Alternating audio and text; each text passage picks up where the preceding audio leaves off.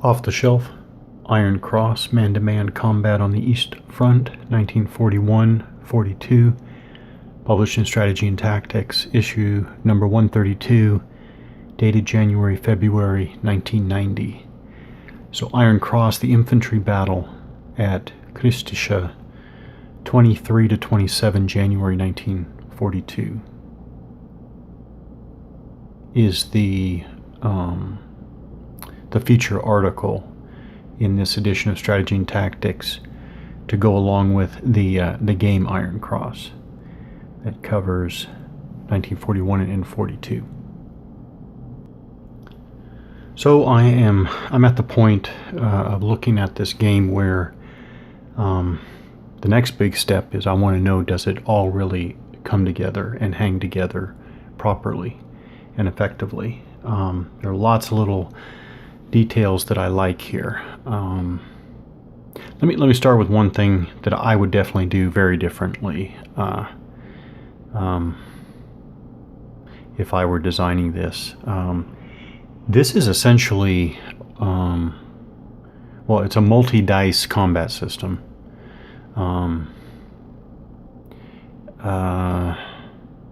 Yeah, I don't think I would take that approach myself.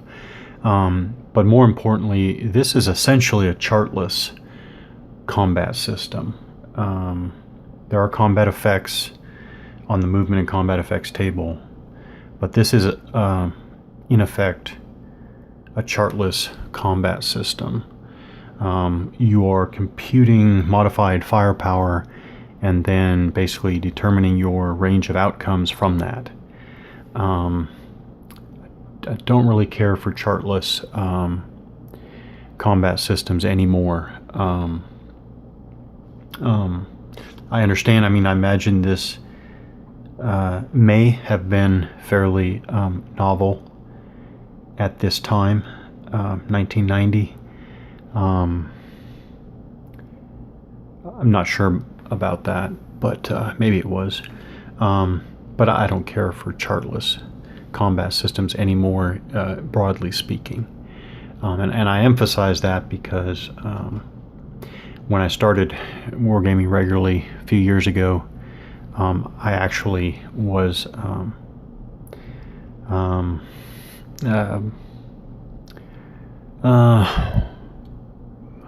chart based combat systems I thought I would not like, and I thought I liked chartless combat systems. So I've definitely come around on that. It just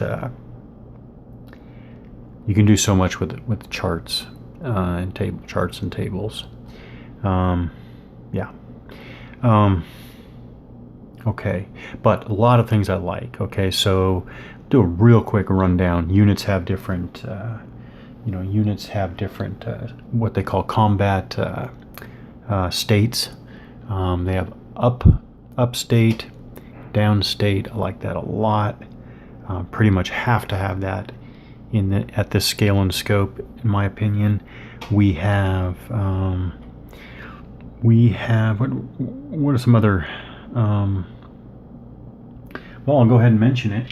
I'm not that interested in playing with vehicles, but I like the idea that it looks to me like vehicles have a performance rating, which is obviously the performance rating of the crew. That is again, don't know how that's going to play out in action, but I like the idea a lot. What else?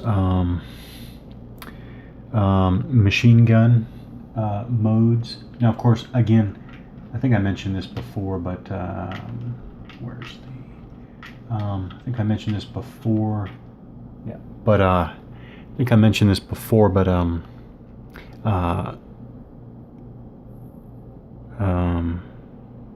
yeah, the game has 3 advanced rules modules, I guess you could say. One's machine gun modes, one is ammo depletion, and one is observation. I mean, to me, at this scale and scope, those are absolutely essential. I mean, I would say this is even more so than normal. This isn't even the cliche, oh yeah, include the advanced rules. Why are they advanced? No, these are machine gun modes. Okay, so machine gun modes. Your machine guns here can be in direct fire mode, fire lane mode, or spray fire mode. Absolutely essential. And then we have ammo, ammunition, consumption and depletion. So you have your little ammo rosters. Absolutely a must. Well, actually, by the way, this is one way to do it. There are actually other ways of doing ammunition, but as long as at this scale and scope the player's actually dealing with the issue of using up one's ammo. Just absolute must. Observation, just huge. This game uses individual performance ratings. So this individual soldier has a performance rating of 6 in the lower right there. This individual soldier has a performance rating of 8 in the lower right there. That's great. Again, there are different ways of doing it. Actually, let me mention performance rating. I think it's a great idea. I actually think that the designer went kind of overboard on this. I mean, I'm looking at these ratings. I mean, I see 5 and 8. I see 5 and 9. Here's a Soviet. I know it's a bad graphic choice there, but that's a 9 for Soviet soldier there. I mean, on those, on 2 6-sided die, I mean, we've got well, I guess that's a leader. So, well, no, the leaders are actually too strong in performance rating. So anyways, the point is, when I looked at the idea of how to implement individual ratings, I mean, I looked at different ways of doing it, and what I wound up with was kind of I think it's a shallow, no, not a shallow, it's a deep bell curve. And maybe that's not the right terminology, but no, when I looked at it, I mean, I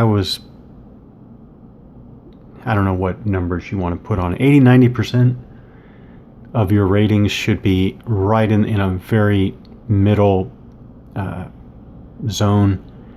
I mean, you have a few that are really poor and a few that are really good. But anyways, I did notice that. I think the designer went a little overboard, but still, great idea though, still, nonetheless. But yeah, AP fire, AT fire, not really anything major there.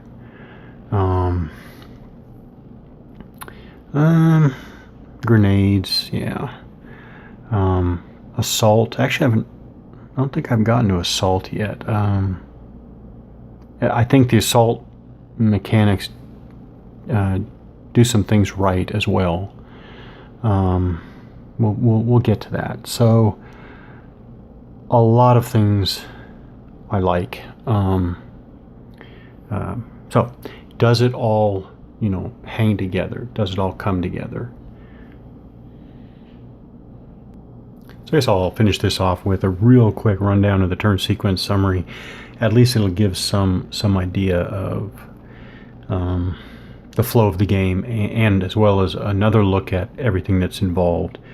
So the game is played in a series of game turns. Each game turn is divided into 2 player turns. The scenario is going to tell you who the first player is. That's the player whose turn it is in progress is the phasing player. The other player is the non-phasing player. The rules say 7 phases. I count 8 if you include the free up-down state unit change phase, yeah, or maybe that's not counted. I don't know. Let me see. Okay, I guess it's not mentioned one way or the other. There are 7 named phases, and then there is an 8th. It's called free up-down state unit change. Yeah, which I guess that's not considered a phase, maybe? Okay. But in any case, we're going to go through this for the first player, then we're going to go through this for the second player, and that is a game turn. So first we have the morale phase. So reveal adjacent hidden units. So yes, we have hidden units. Recover pinned and suppressed units. So we do have a recovery mechanic based on performance rating. Select machine gun modes. Again, given as optional, that is an optional advanced rule, but again, I don't know why you wouldn't want to play with that. So select the machine gun modes. Again, there are 3. And so that's the morale phase. Then we go to the support fire phase. So in order, announce an attack. And I think in this game, well, I know for normal attacks, you do not have to declare all your attacks. You're going to go through this sequence for each attack, but you're going to announce your attack. You're going to determine line of sight. There isn't anything special in line of sight, but the game does have a sighting chart, which is on the printed on the side of the map. Again, something that I ran away from when I started wargaming a few years ago, and now I really like seeing a sighting chart and using a sighting chart. How things change. Attempt observation. Yes, observation. Absolute must. That's going to be fun. That's really going to be fun. Performance checks to fire. So yes, performance checks to fire. Some units are just going to sit and you can't get them to fire when you want them to fire. Then when you total and modify firepower, you determine the number of dice required, and then you roll the dice and apply the result. Again, you're going to get either no effect, pinned, suppressed, or eliminated outright. Then you have the movement phase. You check performance. Again, yeah, you are going to check performance to move. You're going to move your units, conduct opportunity fire, conduct mine attacks, conduct overruns. That's with vehicles, I believe. Overruns are with vehicles. And then announce assaults. You're going to announce assaults. You do mark your assaults. Then you have a reaction movement phase. So the non-phasing player is going to check performance, move units, conduct opportunity fire, conduct mine attacks, conduct overruns, and announce assaults. So at this point, both sides are going to have assaults announced. Then we're going to go to the defensive fire phase. Announce attacks, determine line of sight, attempt observation, performance checks to fire, and then again you're going to total and modify firepower, determine number of dice, roll, and implement. Then we go to moving fire phase, kind of a phrase at least that I associate with wargame design in this period. Announce attacks, determine loss, attempt observation, performance checks, total and modify firepower. Again, dice, determine dice, roll dice, and apply results. And then finally, for assaults, again, you're going to have performance checks to assault, enter assaulted hex. So you do move your units into the enemy occupied hex. Determine fire sequence. So you do have to figure that out. There's a quick mechanism for that, but it's important. Roll die for each assault fire. Remove casualties. Repeat until the hex is no longer contested. So this is one, again, I associate it with this time period, and frankly I like it. You're going to keep going until one side is basically wiped out. Place surviving units in down state, and then you have a free up down state unit change step, if you want to call it that. That's the turn sequence summary. So basically, and I completely associate it with this scale and scope. This is not going to be for all war gamers, obviously, but you can see there are a lot of performance checks.